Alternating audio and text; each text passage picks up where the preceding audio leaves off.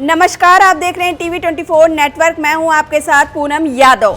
बिहार विधानसभा चुनाव के दूसरे चरण का प्रचार थम चुका है, लेकिन सियासत की गर्मी अभी भी सुबह की चाय की तरह उबलती दिख रही है। मंचों पर माइक शांत है, पर विपक्षी दलों के आरोप और जवाब तीर की तरह उड़ रहे हैं। इसी बीच नेता प्रतिपक्ष और महागठबंधन के सीएम फेस तेजस्वी यादव ने गृह मंत्री अमित शाह पर सीधा वार किया है। उन्होंने सोशल मीडिया प्लेटफॉर्म एक्स पर एक वीडियो जारी कर लिखा है कि पहले चरण के बाद एनडीए खेमे में भारी गमगीन माहौल है। हार के खौफ में गृह मंत्री अधिकारियों से मिलकर और फोन पर धमकी दे रहे हैं। जहां वे ठहरते हैं उस होटल के सीसीटीवी कैमरे बंद करा दिए गए हैं और देर रात अधिकारियों को बुलाया जा रहा है। साथ ही अभी मुख्यमंत्री आवास से बिना मुख्यमंत्री की जानकारी के भुंजा पार्टी की मित्र मंडली के ईडी के चुंगल में फंसे महाभ्रष्ट अधिकारी फोन कर अधिकारियों को महागठबंधन के कार्यकर्ताओं को पुलिस के द्वारा वोटिंग के दिन तक डिटेन करने और महागठबंधन समर्थित मजबूत बूथों को डिस्टर्ब करने संबंधित निर्देश दिए जा रहे हैं। संबंधित रेंज के अधिकारी बैठक कर रहे हैं। उन्होंने आगे कहा कि बदलाव निश्चित है, इसीलिए अधिकारी फोन करने वाले का स्क्रीनशॉट तक हमें भेज रहे हैं।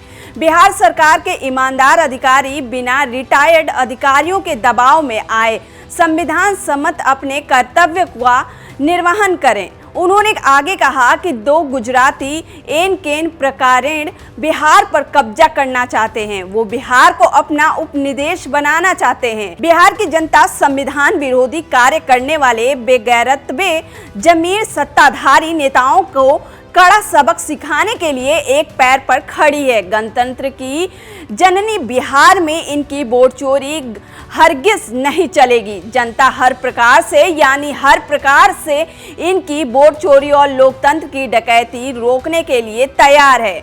आपको बता दें कि तेजस्वी यादव का ये बयान चुनाव के दूसरे चरण से ठीक पहले आया है, जब राज्य की 122 सीटों पर 11 नवंबर यानी कल मतदान होना है और 14 नवंबर को इसके परिणाम आएंगे। बहरहाल सीएम नीतीश कुमार की अगुवाई में एनडीए एक बार फिर सत्ता में वापसी की जद्दोजहद में जुटा है। वहीं एनडीए की सबसे बड़ी ताकत अब भी सुशासन बाबू की छवि और पीएम मोदी की लोकप्रियता बनी हुई है। बीजेपी जेडीयू गठबंधन का संगठनात्मक ढांचा और आरएसएस एबीवीपी से जुड़ी टीमों की सक्रियता भी एनडीए के लिए एक बड़ा सहारा है। पेंशन, महिला सशक्तिकरण और सड़क बिजली परियोजनाओं पर भी एनडीए भरोसा कर रहा है, लेकिन 2 दशक की सत्ता के बाद सत्ता विरोधी लहर से इनकार नहीं किया जा सकता है।